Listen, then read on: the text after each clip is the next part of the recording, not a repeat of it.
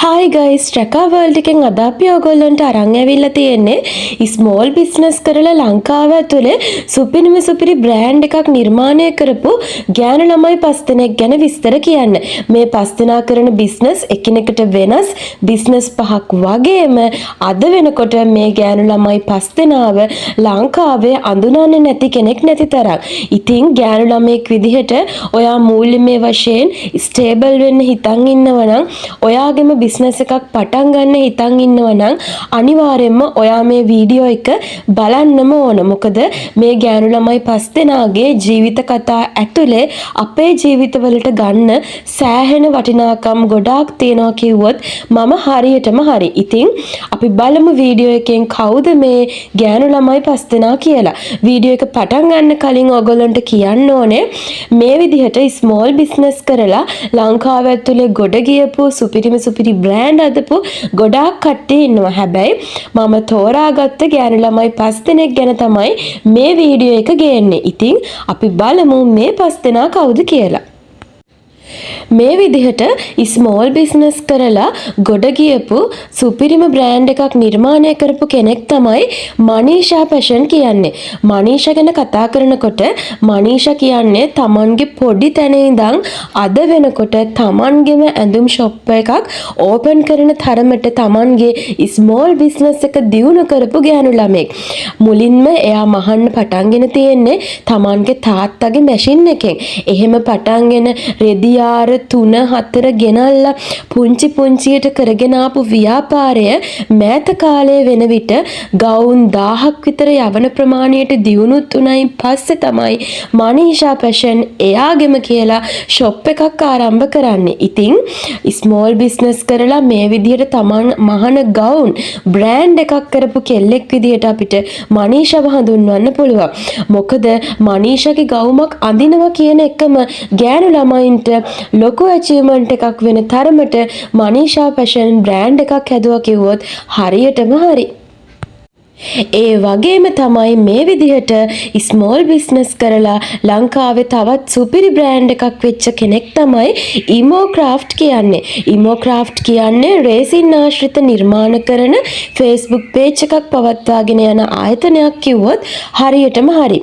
අපි දැකලා තියෙනවා ඉමෝ ක්‍රාෆ්ට් හරහා බල්ක් ඕඩර් විශාල ප්‍රමාණයක් ලංකාවේ විවිධ ආයතනවලට විවිධ උත්සවවලට බෙදා හරිනවා වගේම ලංකාවේ ඇතුළත් පිටරට ඇතුළත් ඉමෝ ක්‍රාෆ්ට් නිර්මාණවලට විශාල වෙළඳපොළක් ඉමෝ ක්‍රාෆ්ට් කරන ඒ අක්කා හදලා තියෙනවා. ඉතින් අපි හිතන්නකෝ අනික ඉමෝ ක්‍රාෆ්ට් කරන අක්කා ගැන කතා කරනකොට ඒගොල්ලෝ ඩිග්‍රී එකක් තියෙන හොඳට ඉගෙනගෙන Tamanගේ බිස්නස් එකක් කරන කපල් එකක් කිව්වොත් හරියටම හරි. ඉතින් මේ විදිහට රේසින් නිර්මාණවලට ලංකාව ඇතුලේ කවුද හදන්නේ කියලා අපිට එකපාරටම මතකෙට එන්නේ ඉමෝ ක්‍රාෆ්ට්. ඒ කියන්නේ දැනටමත් ඉමෝ ක්‍රාෆ්ට් ලංකාව ඇතුලේ බ්‍රෑන්ඩ් එකක් වෙලා ඉවරයි.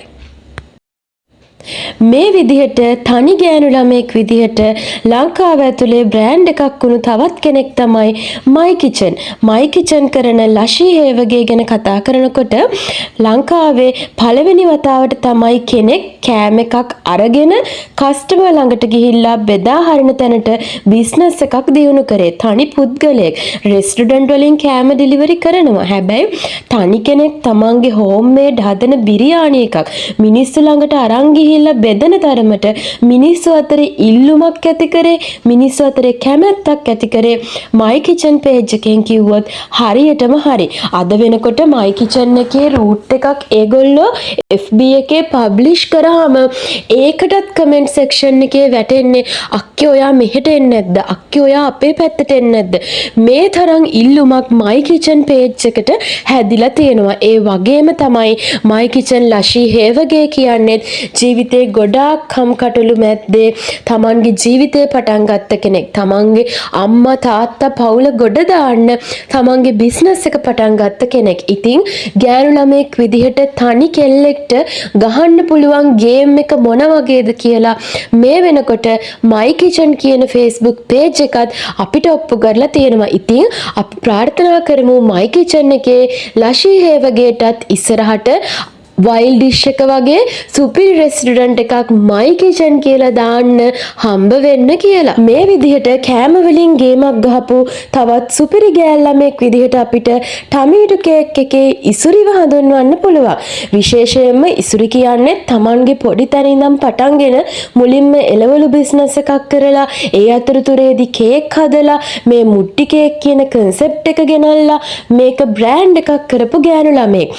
ඉසුරිගේ මුට්ටි කේක් එකක් කන්නත් හැම පැත්තම මිනිස්සු බලාගෙන ඉන්නවා. එයා අද කොළඹට එනවා කියලා FB එකේ පබ්ලිෂ් කරොත් ගොඩක් අය කමෙන්ට් සෙක්ෂන් එකේ දානවා අක්කේ ඔයා අපේ පැත්තට එන්නේ නැද්ද අපේ පැත්තට එන්නේ නැද්ද මේ විදිහට ටමීටු කේක් එකේ මුට්ටි කේක් වලට තියෙන ඉල්ලුම ගැන ඔයයි මමයි මේ වෙනකොටත් හරියටම දන්න දෙයක්. මොකද මේක කාපු නැති කෙනෙක් තව අවුරුද්දක් දෙකක් යනකොට ලංකාව ඇතුලේ නැති වෙන තරම් ඒ තරම් පුදුම රසක් තියෙන මේ ටමීටු කේක් ගැන කතා කරොත් දැනටමත් මේක බ්‍රෑන්ඩ් එකක් වෙලා ඉවරයි. ඉතින් අපි ඉසුරිටත් ප්‍රාර්ථනා කරනවා එයාගෙම කියලා ටමීටු කේක් ෂොප් ලංකාවේ හැමතැනම දාන්න එයාට ලැබෙන්න ඕනේ කියලා.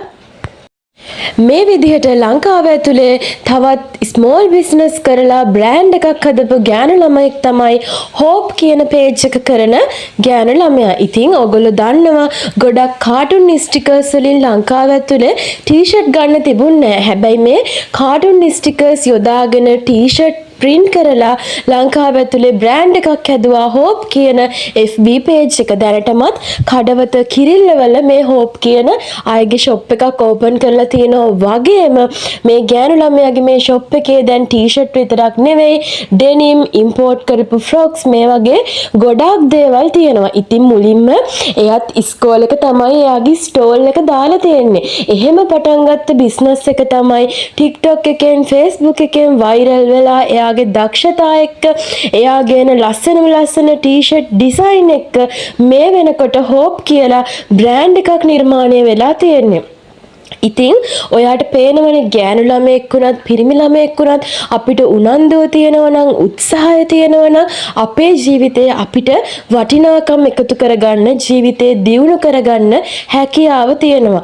අපි උපතින් සල්ලිකාරයෙක් නොවුනට අපිට මැරෙන්න කලින් සල්ලිකාරයෙක් වෙලා අපේ ජීවිතෙන් සමුගන්න පුළුවන් අපේ ටාගට් ඇචීව් කරගන්න පුළුවන් අපිට උත්සාහය තියෙනවා නම් ඒකට ගෑනු ළමයෙක්ද පිරිමි ළමයෙක්ද කියන එක කවදාවත් අපිට බලපාන්නේ නැහැ. ඉතින් අද මේ වීඩියෝ එක අපි ගෙනාවේ ඔයත් ස්මෝල් බිස්නස් එකක් පටන්ගෙන ලංකාවේ බ්‍රෑන්ඩ් එකක් වෙන්න හිතන් ඉන්න කෙනෙක් නම් අනිවාර්යයෙන්ම ඔයාට ඒ දේ කරන්න පුළුවන් කියන එකට ඔයාව ඉස්සරහට මොටිවේට් කරන්න. ඉතින් දිගටම වීඩියෝ අපේ channel එකත් එක්ක එකතු වෙලා ඉන්න. අපේ වීඩියෝ බලන්න. අපි අදට ගිහින් එන්නම් ඔයාට සුබ දවසක්. ඔයාගේ දේවල් ඉක්මනින් achieve කරගන්න.